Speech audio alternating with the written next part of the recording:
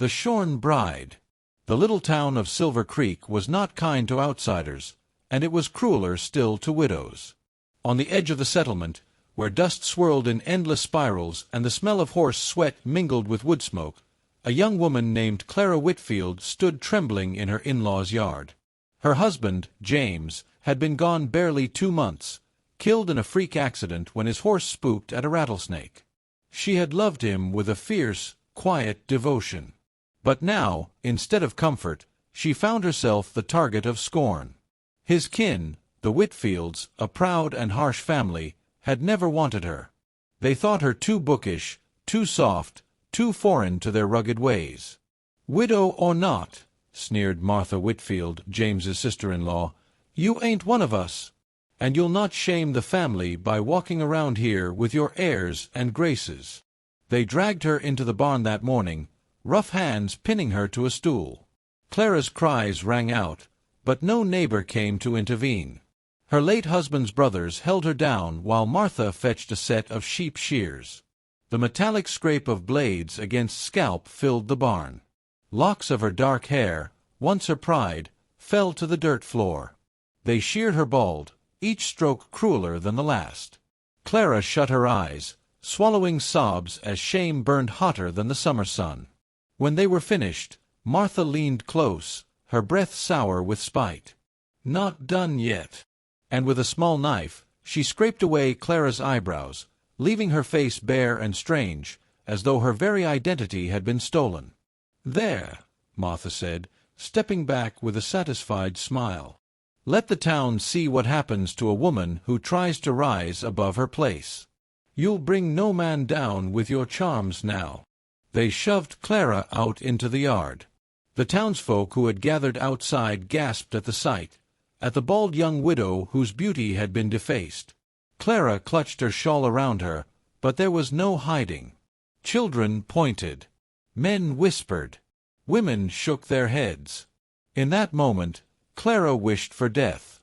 But it was then that a horse's hooves thundered against the ground. The crowd parted as Ethan Calloway, a tall rancher with a reputation for both stubbornness and decency, rode into the yard. He had known Clara only in passing, seen her at church, heard her soft singing that reminded him of gentler days. But when he beheld her shorn and broken, something in him blazed. "What in God's name have you done?" Ethan's voice cracked like a whip. "She ain't your concern," Martha spat. "She's ours, and she'll do as she's told." Ethan swung down from his horse, his shadow falling across Clara's trembling frame. He looked at her for a long moment, at the ruin of her hair, the tear-streaked face, the humiliation she endured, and then he turned his gaze back to the Whitfields with a glare like steel. "No," he said, voice low but firm. "She ain't yours any more." And then, with the weight of a man who meant every word, he declared, "You're coming with me." Gasps rippled through the crowd. Martha's face purpled with rage. "You've no right," she shrieked. Ethan ignored her. He reached out, gently lifting Clara's trembling hand. For the first time since her ordeal began, she felt a flicker of warmth, of safety. "Come on," he murmured, steady and sure. Her legs nearly gave out, but she let him guide her to his horse. With strong arms, he lifted her into the saddle, then mounted behind her. He did not spare the Whitfields another word. He spurred his horse, and together they rode out of that yard, leaving behind jeers and curses, but also leaving behind Clara's prison. Clara pressed her face into his chest, too ashamed to meet the world's gaze. Yet beneath the shame, a fragile ember of hope stirred. Ethan Calloway had claimed her rescue. But what did that mean for a woman who had lost everything? Her husband, her dignity, her very hair. Only time would tell. A home of her own. The Calloway ranch sprawled across miles of open country, rolling hills dotted with cattle, fences stretching like seams across the earth. To Clara, it felt impossibly vast, a world apart from the narrow confines of her in-laws' home. Ethan helped her down from the horse and guided her inside his ranch house. It was simple but solid, built of pine with a wide hearth and a sturdy table scarred by years of meals and stories. "You'll stay here," Ethan said. His voice was gruff, but not unkind. "No one will harm you under my roof." Clara, still reeling, clutched her shawl tighter. "Why?" she whispered.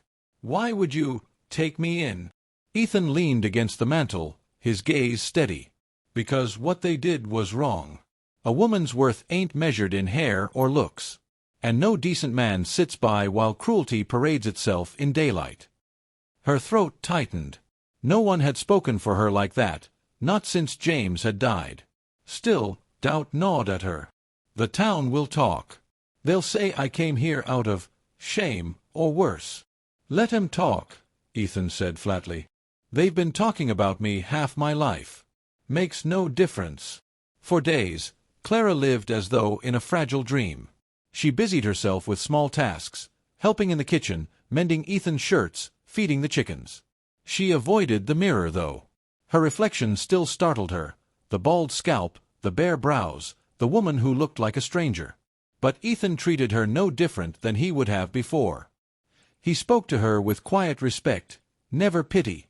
He gave her space, yet always seemed to appear when her shoulders sagged under invisible weight.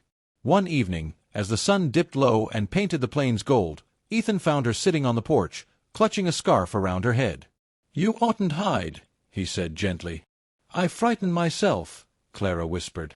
"I see a ghost in the glass. Not a woman worth saving."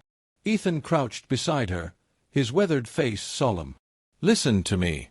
What they took was only hair. What they couldn't touch is your courage.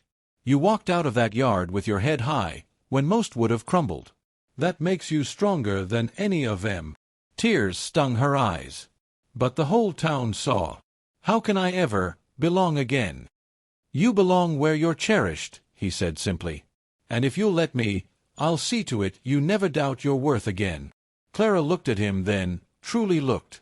His eyes were clear and steady, his jaw set in quiet resolve. Something inside her shifted, a loosening of the chains that shame had wrapped around her heart. Days turned into weeks. Slowly, Clara's laughter returned, first as faint smiles, then as bright bursts that surprised even her.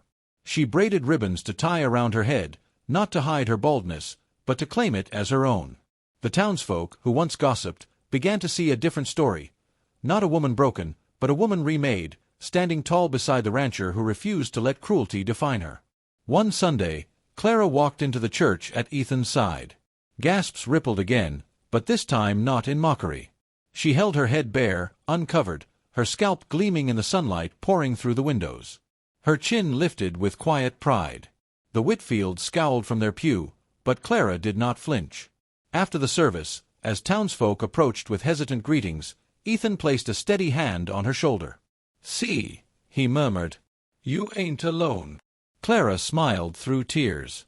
"No, not any more." And in that moment, beneath the wide sky and the weight of all she had endured, Clara realized something she had never dared to hope, that her story was not one of loss, but of new beginnings. For when the rancher had said, "You're coming with me," he had not only rescued her from cruelty, he had given her back her life.